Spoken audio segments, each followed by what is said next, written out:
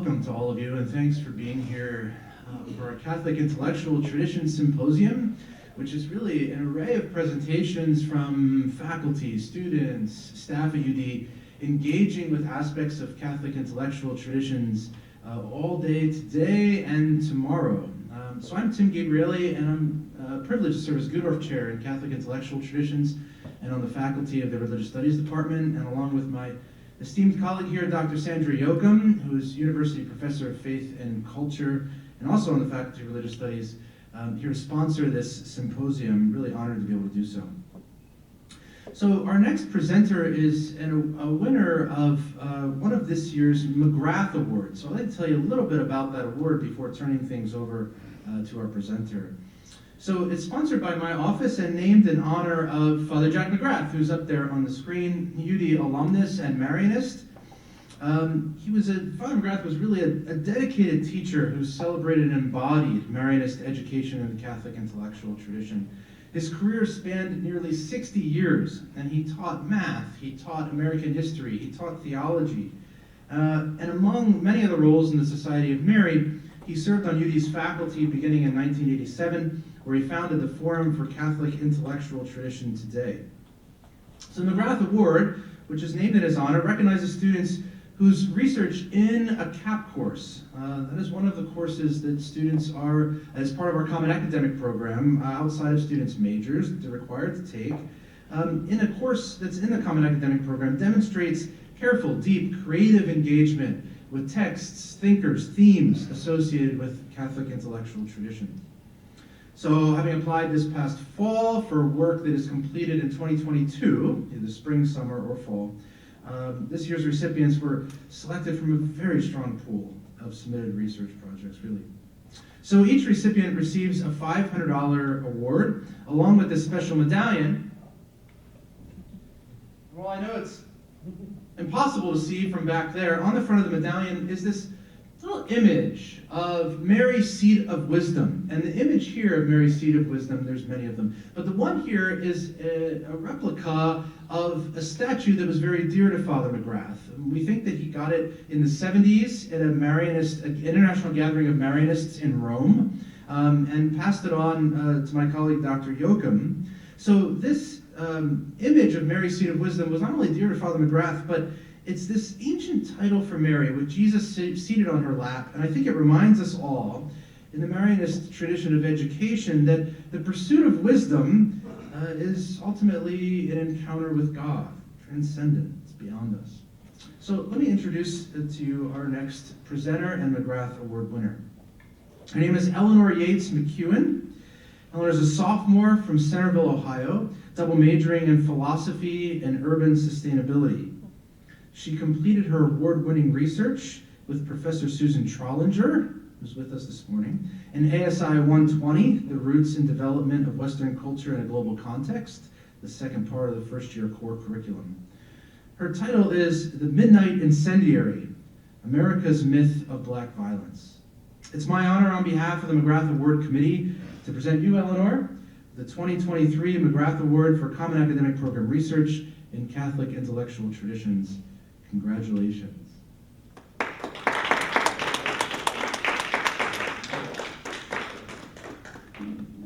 me change out the slides here and turn things over.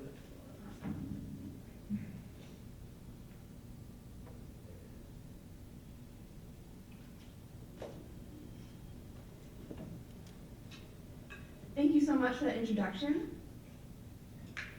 I am thrilled to be here today to share my research. Before we begin, I want to say a few thank yous. First of all, to Dr. Susan Trollinger for being my faculty advisor. I wouldn't have submitted my research to the McGrath Award if you hadn't suggested that I do so. I didn't even realize that it would fall under CIT. So thank you for that, and thank you for all of your guidance. Thank you for my family and friends for being here, and for proofreading my essays and getting me through this process, and for the McGrath Award for selecting my research.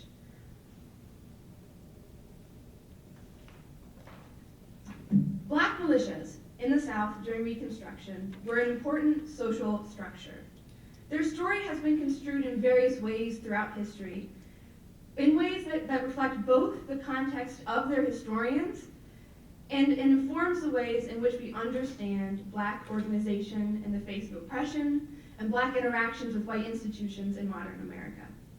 My goal for my research is to better understand the history of Black militias and the way that their narrative still influences our modern context. And I might zip through this a little bit, so at the end, if anything is unclear, let me know. I wish that I had like 2 hours to talk about this. Alas, I do not. So the structure for today, I'll begin with some historical context. I'll walk you through my research topic and goals. I'll then explain my research, talk you through the historians and their narratives that I studied. I'll give you my historiographical analysis and conclusions, some modern connections, and finally, the connections to CIT. So again, if I zip, sorry. Historical context. So American Reconstruction is the period that immediately followed the Civil War. According to the National Park Service, 620,000 soldiers died during the Civil War. And that's not considering the women and children who likely also died, whose stories are often not included in war narratives. That level of violence, of death, of betrayal and anger does not end when a war ends. And that turmoil rolled over into the Reconstruction period. And one of the main ways that manifested is in the formation of militias. During this time, there typically were either independent white and Black militias, as well as state militias, which ultimately were known as Black militias because their participants were, for the most part, Black citizens, Black men, let me be clear. Women were not allowed in militias at this time. And these militias often had violent interactions. The reasons behind those interactions, when, where, and why they occurred, that story has changed over time. And that gets us into my research. My goals were to identify if there are differing historical interpretations about Black militias present in historical scholarship. And if there are, to discern the best historical interpretive category. So my thesis, first of all, yes, there are differing interpretations. Historians tell several different stories of Southern Black militias and their interactions with white people during American Reconstruction. I found 3 main narratives. So the way that I came to these is I read a bunch of different historical works and I looked for patterns as instructed by my professors. And then I came up with names for the different categories, the different patterns that I found, and I sorted historians into them. So these are names that I have come up with. And I found the earliest pattern was that Black militias were always the instigator of violence. And then the story changed a little bit, said that they were sometimes provoker and sometimes provoked to violence. And finally, in the late 20th and early 21st century, the story changed again to say that Black militias were often victims of white violence. So now, which of these categories provides the best historical interpretation? I came up with a couple of criteria with which to evaluate these stories. Of course, the best is always going to be subjective. My criteria are, do these stories account for Black viewpoints and testimonies as well as white ones? Do they include historical nuance? Are there details, facts, step-by-step accounts of events? And are they inclusive and universal narratives? And I'm going to return to these questions once I've walked you through my research. So category 1, always the instigator. Typically, these authors were white men writing in the early 20th century. I read 2 different historians, John S. Reynolds and J.G. Randall. And I'll give you some main ideas. I won't walk you through everything each historian said, but in general, they said that Black militias were rowdy, violent, murderous. They destroyed grocery stores, they broke into jails, they were public nuisances. They fired their guns in public to scare white women and children. And they were politically corrupt organizations used by Republican governors and governments. And Republican and Democrat at the time, the titles were kind of flipped. Republicans fought for emancipation, Southern Democrats fought to continue slavery in the South. That they used militia funds for corrupt political means. And they also have similar stories about white people. White people were forced to arm themselves to protect their lives and their property. They didn't want to organize, but they had no other choice. They were outnumbered by Black militia members who had backup from the state. And in fact, white people weren't even organized in militias. They were organized in political clubs. And so they were at a significant disadvantage when it came to these encounters. Category 2, sometimes provoker, sometimes provoked. And so this is found in the middle of the 20th century. I, again, studied two main historians, E. Merton Coulter and Otis Singletary. Oh, wrong way. So our main ideas. Their characterization of black militias changed a little bit. Now, rather than being murderous, violent mobs, they were more of an obtrusive public affront. They were inconveniences. Sometimes they were still violent and destructive. And you'll see that with a quote from Coulter later. But Coulter actually says that he thinks conservatives gave them too harsh a name. They mischaracterized black militias. And they say that black militias weren't just attacked because of actual violent provocation, but because of white anger and resentment towards these militias. They say that white people took action because black militias were inconvenient and public affronts, but also that they sometimes took unprovoked action. Coulter cites the KKK as a white militia who attacked black people just to attack black people. And then a brief quote from Coulter, this is where I got my title. He is citing some correspondence between South Carolina governors where Governor Perry says, "Every week and every day we hear of houses, barns, gin houses, and stores being destroyed and robbed by the midnight incendiary."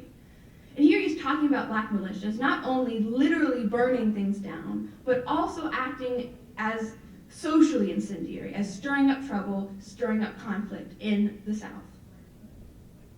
And finally, category 3, victims of white violence. And this story is emerging in the later half of the 20th century, coming into the 21st. And I found 4 historians who fell into this category. In general, I found more scholarship on this topic as I got later in time. Vernon Burton, Belinda Hennessy, Richard Zuckzek, and Sally Haddon, all follow this narrative. Some of their main ideas. They do not accept the idea that the mere existence, the mere public presence of black militias constitutes instigation.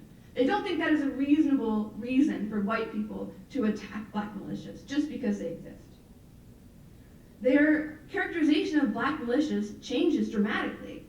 Rather than being violent mobs, or rather than being public affronts and inconveniences, they say that black militias were a genuine means of social and political organization for black people, that they often acted in self-defense when attacked by white civilians and white militia members, rather than seeking out conflict, and that they were often created with the intention to keep the peace, the state militia in particular. Republican governments created state militias to try to stop another civil war from happening, to try to keep Southern Democrats from rising up again and trying to reinstate slavery.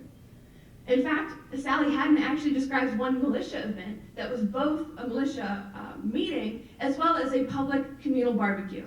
They often acted as, her characterization seemed to me as something similar to a school or a church, a kind of public gathering, rather than something violent or malicious. Their characterization of white militias also changes. Rather than being people acting in self-defense, they're rather groups who wanted to organize against black militias because they were afraid and angry about black militias.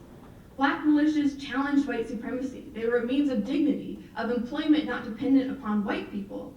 And so they acted out against them to try to stomp down that challenge to white supremacy. And so now some analysis. I'm going to walk through a couple of different examples of the ways that I took the stories told by these historians and used them to come to a conclusion about what is the best interpretation. So first of all, I found in 2 different historians' accounts the same story, a story about a riot in Lawrence County, South Carolina in 1870. So first, from category 1, historian John Reynolds, I believe? Yes, John Reynolds.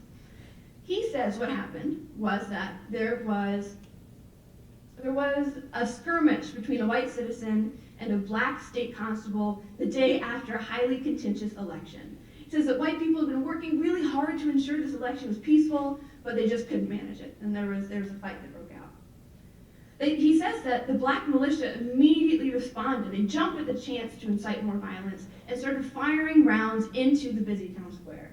And that the white citizens of the town scavenged what guns they could and tried to keep the peace. They weren't prepared, but they still were willing to take action to try to ensure peace. Afterwards, tensions were high in the surrounding area, but white citizens' relentless level-headedness protected the peace overall. And this is Reynolds' story. And then, later in my research, I'm reading Zugzek's very long dissertation, and I am reading, and I'm like, this is a familiar story. I feel like I've heard this before. And I realize he's talking about the same event, but it's actually two separate events that he describes. Event one was that a white man stabbed a black man in the middle of a busy street, and two state constables worked to try to arrest the white man who had just stabbed this black man. A group of white civilians then gathered around, armed with revolvers, and helped the white man escape. And so this is the interaction with the state constable. Now, an entirely separate event, later in September of 1870, there was another scuffle in the street. Zugzek says likely started by white people because of the tension around this election. Democrats in the area, so the white militia members, were really agitated about this election because it could give them the chance to overturn the Republican government and take back some power. And so militia members had already been gathering around Lawrence County. After the scuffle, approximately 1,000 of that already gathering white militia, including Klan members, converged on Lawrence, met by approximately only 300 black militiamen. The white militiamen then militaristically seized Lawrence County on their steeds mounted with guns, and not only took over the city, but the roads leading into and out of the city. And this is, by my interpretation, what Reynolds meant by relentless level-headedness keeping the peace. Whether or not that is an appropriate characterization or not, I will let you decide. Example 2. So, before I get into that, some brief analysis of these accounts. Reynolds' account was not particularly detailed, whereas Zugzek's was almost painstakingly detailed. He accounts for where everybody was, multiple perspectives. He cites lots of different letters and correspondences about what happened. He gives a very step-by-step walking through of what happened in this event, whereas Reynolds just kind of gave an overview. And I found that to be, the details to be a more convincing narrative than the general overview, especially considering his use of sources. And that's a pattern I found in other historians as well. So I wish that I could walk you through each and every single historian and what sources they use, but I don't have 2 hours, as we talked about. So from category 1, Randall, who's the other historian, other than Reynolds, he's the one who said that black militias broke into grocery stores, broke people out of jails, and those charges he cites to W.L. Flemings. However, W.L. Flemings, who Dr. Challenger, this will meet some of you, was a Dunning School scholar, was born in 1874. And if you recall way back at the beginning of my presentation, the dates, Reconstruction only lasts until 1877. So he either literally was not alive to see the events he accounts for, or he was between the ages of 0 and 3. Need I say more? Now, from category 2, we have Otis Singletary. He doesn't necessarily cite primary sources that are from black perspectives, but he does cite historian E. Franklin Fraser, who's a black historian, when he tries to understand and describe the reasons that white militias acted out against black militias. And Fraser describes resentment because of the public dignity that black militias allowed black citizens. And so he's not going all the way, but he is taking steps in the right direction to include a broader array of perspectives. And then finally, Burton from category 3. Not only, he cites, first of all, a primary source from black lawyer and politician who was formerly enslaved, Paris Simpkins, when he describes a series of riots that happened. He pulls from both these primary sources, these letters, as well as a newspaper called the Edgefield Advertiser that I believe Zugzek also cites. And this was a newspaper that began in 1832 and which was sharply biased against black people. Incredibly racist. So he's not just taking black perspectives into account. He doesn't just go all the way the other direction. He's looking at what white people had to say, what black people had to say, primary sources, newspapers. He's got a wide array of primary sources and secondary sources. And that's what he used to put together his narrative. And it enables him to give a far more detailed, a far more trustworthy account of history. It gets him a lot closer to what I call the ideal of accuracy. Historical true accuracy may never be possible. Humans are subjective and biased creatures. However, I think it is an ideal that historians must be held to strive for. And the historians in Category 3 do a far superior job getting towards that ideal than those in the previous categories because of their level of nuance, of detail, and the sources that they use when constructing these narratives. So if my opinion isn't already clear, I believe that Category 3 is the best category of historical interpretation. There is, so as I described, primary sources, detailed accounts, an inclusive narrative, and they also represent a more diverse pool of historians. You have black historians, female historians, and white historians all working together to create this category of interpretation. And they also, I think, because they're coming from a more diverse background, explore avenues that other historians had never looked at. No other historian had described the way that black militias interacted as, or acted as, pillars of their communities. Nobody talked about this communal barbecue aspect of them. Melinda Hennessy, for example, talks about militias in New Orleans. She talks about an urban Southern setting, which was fairly unique. And so I think that their diverse background allows them to give a new and more nuanced scholarship surrounding black militias. So some present day relevance. How am I doing on time, Jesse? You're about 2 minutes. 2 minutes left? And then questions. Okay, perfect. So I'll run quickly through some present day relevance. There were 2 stories that I cited in my essay that I think are poignant examples of the ways that this narrative of black violence and the story of history being changed by white institutions that are fairly significant. So, first of all, in 2022, the Washington Post released an expose that the FBI has been underreporting fatal police shootings by 2/3, at least between the period of 2015 to 2021. And when I say fatal police shootings, I mean times the police have fatally shot citizens. The FBI data suggests that those shootings have been decreasing. The Washington Post's privately collected data does not suggest the same thing. And in fact, the Post's data suggests that black citizens are shot more than twice as often as white citizens. That statistic is not reflected by the FBI's data. And that inconsistency is allowed because the laws surrounding police reporting of fatal shootings are lax and allow this information to be sequestered by the police institutions and government institutions.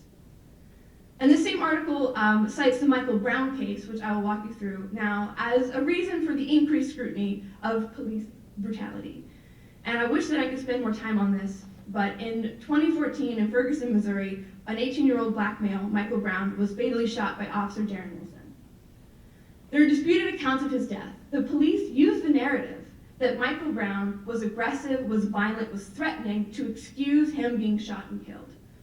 However, according to the Justice Department's autopsy report and an incident report, Darren Wilson fired 12 total rounds during this interaction, 6 to 8 of which hit Michael Brown. 2 of them were headshots.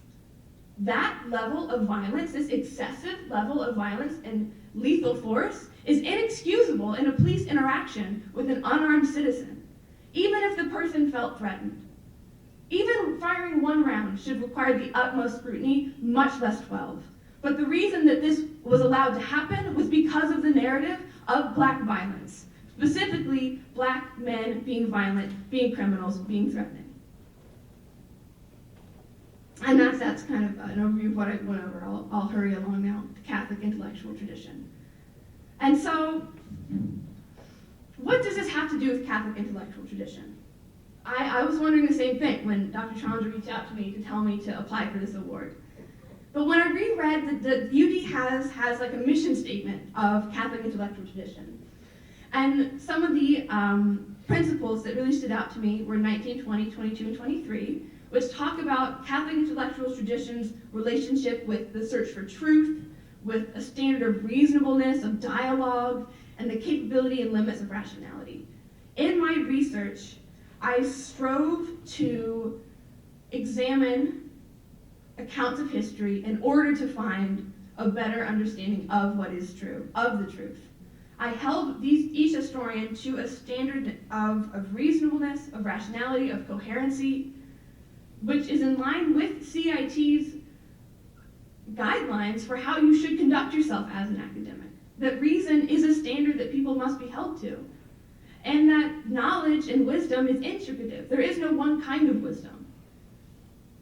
And perhaps most importantly, Principle 25 outlines that inquiry in CIT cultivates practical wisdom and the search for the common good. Catholic intellectual tradition seeks to transform the world into a greater realization of the common good. And my intention for this research is to inform the ways that Black communities are and have been treated and characterized throughout history. My hope is that understanding these characterizations can lead to the more equitable treatment of Black people in our country, and I hope that it can lead to a common understanding of the epidemic of organized white violence against Black people in our nation, and understanding that this problem is not new, that the status quo does not achieve a state of common good, and that action is required if there's to be any hope of fostering communities that truly support, achieve, and protect the common good. And my hope is that through this scholarship and through this presentation today, I've taken some kind of step, done some kind of work towards achieving that ideal.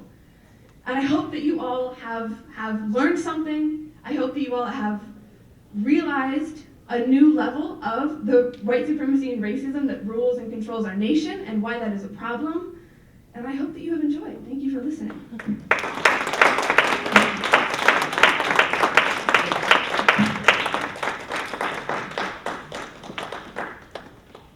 We have time for a question or a comment for Eleanor.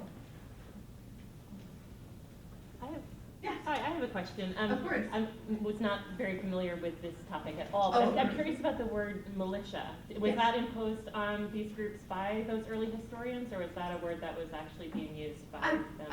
That was a word I believe that was actually being used. I wish that I had defined it early in the presentation. Militia just means an extra-legal organization that teaches members to fight, or to do military drills, to keep order. So I think that they were using that term actually at the time, but that it wasn't necessarily a bad thing. It didn't have the connotation that it does today when we think about militias. Thank you. Of course. Anything else? Thank you very much. Oh, yes. It was just a great presentation, Eleanor, and really careful analysis. The point that you make about sources, is your sense in reading these early texts, I mean, you mentioned that really interesting point about diversity of voices, also opening diversity of sources. Yes. Which was pretty cool. I mean, is your sense in reading the text in sort of paradigm one, Mm-hmm.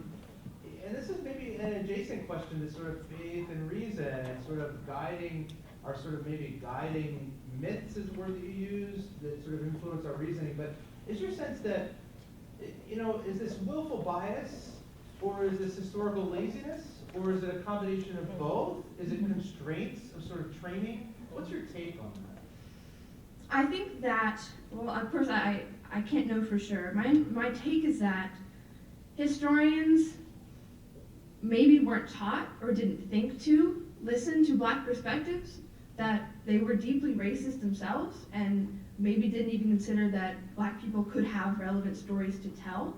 I know that the Dunning School, I mentioned, W.L. Fleming's, it's a very conservative school of thought about Reconstruction, and they certainly would not suggest or encourage historians to look for Black viewpoints, because their take was like, the Civil War was a travesty, Reconstruction was a bunch of really really corrupt Black politicians taking over and destroying the beloved white community of America. And so like that's the narrative they were going for. So they certainly weren't going to listen to Black perspectives. I also think that there is a kind of historical laziness at work here, that it's going to be harder to find diverse perspectives, especially in a time where those perspectives were categorically silenced. But I think that, I mean, there's an argument to say, like, it was just the time that they were living in. But I think that because history has such a profound impact on the future, that historians must still be held to a high standard if we're to entrust them with our identities, our understandings of our history.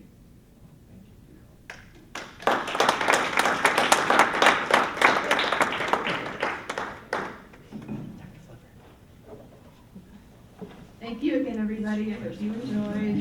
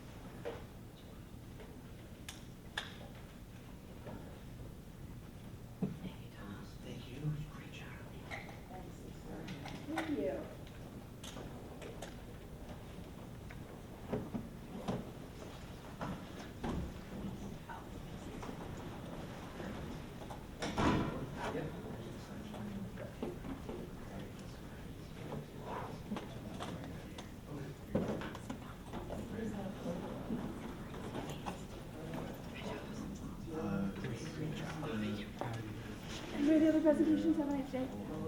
See you tomorrow.